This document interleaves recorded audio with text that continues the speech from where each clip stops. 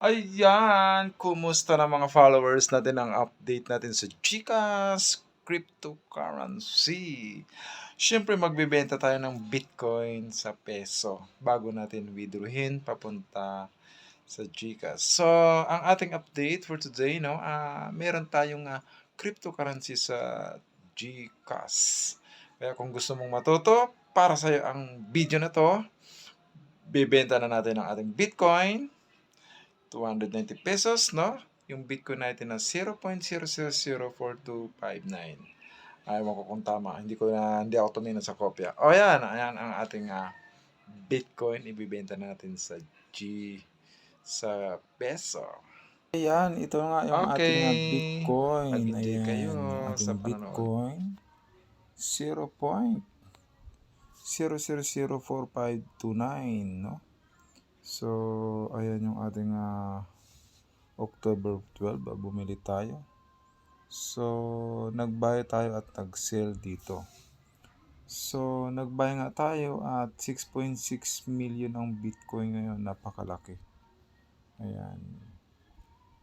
So, isi-sell na natin siya, no? 290. Dito lang sa baba, meron ditong sale. Ayan. Press natin siya. So, 290 siyempre. Ayan, 290. So, ito yung halaga niya. 0.00045 161. Ayan. So, 6,400,000. So, ayan yung Bitcoin. Nasa 6 million na siya. Grabe. Dati nasa 1 million lang. Nasa 300,000. Kaya pag bumili kayo ng Bitcoin, katulad ng dollar yan, tumataas ang price. Tumataas ang value. Kaya ayan na. Isi-sell na natin.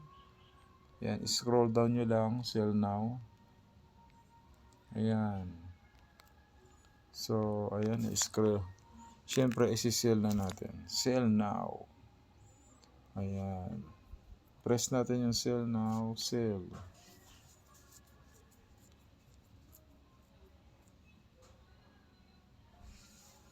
Yan. Yan. Success na. Ayan. So, back to dashboard. Check natin.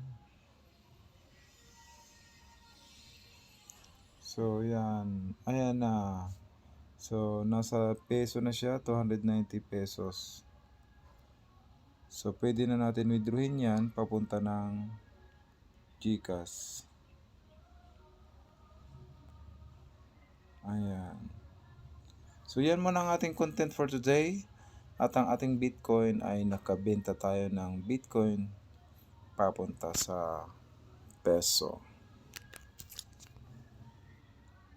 God bless.